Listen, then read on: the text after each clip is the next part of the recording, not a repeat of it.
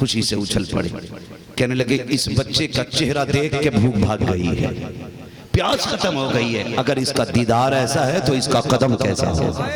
یہ سوچ کے بہت خوش ہوئے، اللہ کا شکر ادا کیا۔ جب حضرت حلیمہ کے شوہر سواری پہ بیٹھنے لگے نا، تو آگے خود بیٹھے چلانے کے لیے، پیچھے حضرت حلیمہ حضور کو لے کے بیٹھنے لگے، بیٹھ گئی۔ اب سواری کو ڈنڈے مار رہے ہیں لیکن سواری نہیں اٹھ رہی تھی، سواری نہیں اٹھ رہی تھی، ڈنڈے مارنے لگے۔ اب پوتا جا رہا تھا تو دادا بھی دوڑ کے آ گیا۔ بڑا گہرا رشتہ ہوتا دادا اور پوتے کا، بہت گہرا رشتہ، ہاں، اس لیے کہ دادا پوتے میں اپنے بیٹے کا بچپن دیکھتے ہیں، اس لیے دادا کو پوتا پیارا ہوتا ہے، کیونکہ پوتے میں انہیں اپنا بیٹا دکھائی دیتا ہے۔ آئی دوڑ کے، دیکھا کہ حضرت حلیمہ کے شوہر اونٹنی کے چھڑی مار رہے ہیں۔ آپ نے کہا کیا بات ہے؟ کہا اٹھ نہیں رہی ہے۔ فرمانے لگے ایسے نہیں اٹھے گی، تو وہ کہنے لگے اونٹنی ہماری ہے، ہمیں زیادہ پتہ ہے۔ تو مسکرا کے میرے نبی کے دادا نے کہا اونٹنی تمہاری ہے لیکن پوتا ہمارا ہے۔ تم اونٹنی کے بارے میں جانتے ہو، ہم اپنے پوتے کے بارے میں جانتے ہیں۔ کہا جناب یہ کمزور ہے، جب تک ٹوٹا نہ جائے یہ چلتی نہیں۔ آپ نے فرمایا نہ ایسا کرو، حلیمہ کو آگے بیٹھاؤ اور میرے پوتے کو ان کی گود میں دو۔ اب جب حلیمہ حضور کو لے کے آگے بیٹھی نا، تو بنا اشارہ کیے اونٹنی اٹھ کے کھڑی ہو جاتی ہے۔ یہ حضرت عبد المطلب کہتے ہیں کہ یہ ہمارے پوتے کی بات ہے۔ اللہ اکبر، بہت غور سے سنیں۔ پھر حضرت حلیمہ نے جب فرماتی، خود حضرت حلیمہ کہتی میں نے نہ لیا تو حضور نے اپنے ہاتھ میں وہ رسی پکڑ لی، جو اونٹنی کی رسی، میں نے اس لیے چھوڑا دی حضور کے نازوں کا ہاتھ ہے کہیں چھوٹ نہ جائے، کہیں اس میں اس کے خراشیں نہ آ جائیں، زخم نہ ہو جائیں۔ کہتی پھر میں نے چھڑائی، پھر پکڑ لی، کہ تیسری مرتبہ چھڑائی تو حضور نے ایسے جلال سے میری طرف دیکھا، پھر میں نے چھوڑ دیا۔ کہنے لیکن میں اس وقت سمجھی جب اونٹنی چلی، گویا حضور کہہ رہے تھے ادھر سے تم لے کے آئے تھے، ادھر سے ہم لے کے جائیں گے۔ اور جب حضور نے رسی پکڑی نا، تو کہتی کہ پھر ہوا سے زیادہ تیز سواری جا رہی تھی، ہوا سے زیادہ تیز، جو پہلے گئی تھی 3 دن پہلے جا چکی تھی، یہ سواری ان سے آگے نکل گئی۔ کسی نے کہا حلیمہ جا رہی ہے، کسی نے کہا نہ حلیمہ ہو ہی نہیں سکتی، اس کی سواری میں اتنی طاقت کہاں، کسی نے کہا نہیں نہیں حلیمہ ہی ہے، آواز دی حلیمہ ہے، کہ مڑ کے پیچھے دیکھا، کہا ہاں حلیمہ ہی نہیں۔ کہا یہ تو بتا سواری بدل دی ہے کیا؟ کہا سواری تو وہی ہے، سوار بدل گیا، سوار بدل گیا، سوار بدل گیا۔ اللہ اکبر، اب عورتیں حیرت میں تھی، حلیمہ کون ہے یہ بچہ، کون ہے؟ فرمانے لگی یہ نہ پوچھو، یہ وہ ہے جس کے آنے سے حلیمہ کی تقدیر بدل گئی ہے، حلیمہ کی تقدیر بدل گئی ہے۔ راستے سے یہ جیسی سواری گزرتی جاتی، بے شمار کمالات دیکھنے کو ملے۔ اللہ اکبر، فرمانے لگی کہ ایک ایسا بھی واقعہ پیش آیا اسی سفر میں، کہتے ہیں یہ ہوتا جا رہا تھا، جس اونٹنی پہ حضور سوار تھے وہ جس جنگل سے گزرتی جہاں پیر رکھتی وہیں سے ہریالی گھاس جمایا کرتے تھے، ہریالی گھاس جماتی۔ کہتے ہیں جس جنگل سے ہم گزرتے وہ جنگل پورا ہرا بھرا ہو جاتا تھا۔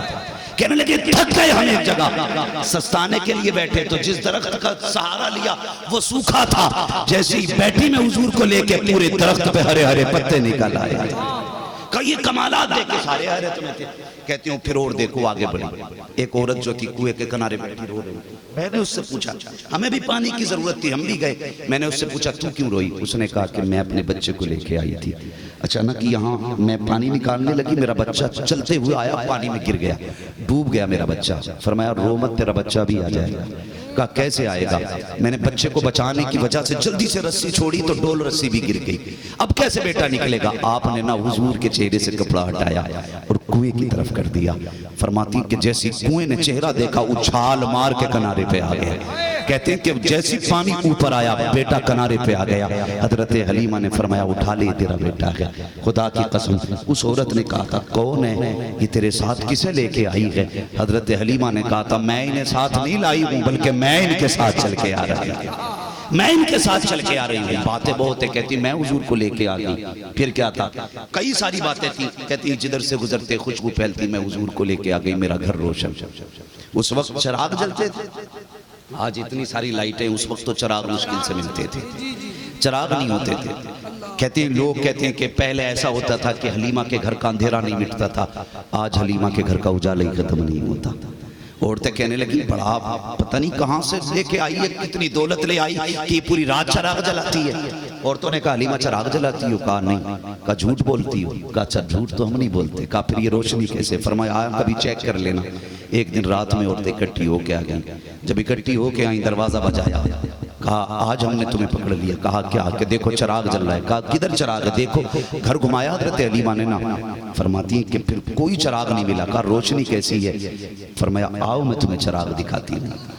جب عورتوں کو لے کے گئی، حضور پالنے میں تھے، جیسی رسی وہ جیسی کپڑا کھسکایا، وہ عورتیں کہتی ہم نے اپنی آنکھوں پہ ہاتھ رکھ لیا، حضور کے چہرے سے ایسی روشنی نکل رہی تھی کہ چاند کے اندر سے بھی ایسی روشنی نہیں نکلا کرتی ہے۔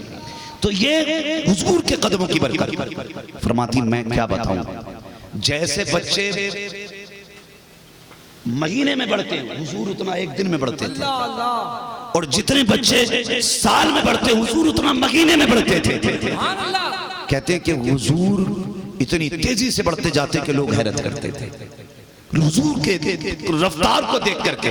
اللہ اکبر۔ فرماتی حضور آئے پورے قبیلے کی غریبی ختم ہو گئی، پورے قبیلے کے، لیکن پھر تو پوری قبیلے کے مزے ہی مزے آ گئے، اور اتنا دودھ جانوروں میں ہونے لگا کہ ہم پی بھی لیتے تھے اور دودھ بچ بھی جایا کرتا تھا۔ فرماتی کہ اتنا دودھ میرے گھر کے اندر کہ سارے برتن بھر جاتے تھے لیکن دودھ ختم نہیں ہوتا تھا۔ فرماتی جو سب سے بیمار بکری تھی نا، اس سے بھی اتنا دودھ نکلتا تھا کہ گھر میں دودھ کے ٹھکانے نہیں رہتے تھے۔ لیکن جانتے ہو فرماتی میرے گھر کے جانور بھی حضور کا اتنا ادب کرتے تھے کہ حضور جب گھر میں آ جاتے بکریاں بولنا بند کر دیتی تھی۔ 4-5 بکریاں تو اتنی شریر تھی، اگر حضور نہیں ہوتے گھر میں پورا گھر سر پہ اٹھا لیتی تھی، لیکن جب حضور ہوتے تو ایک کونے میں چپکے سے بیٹھ جاتی تھی، ایک کونے میں چپکے سے بیٹھ جاتی تھی۔ فرماتی ایک دن حضور سو رہے تھے اور ایک بکری چپکے سے آئی، میں نے یہ سوچا شاید یہ مار نہ دے، میں نے بکری کو اپنے ہاتھ سے دھکا دے کے پیچھے ہٹایا۔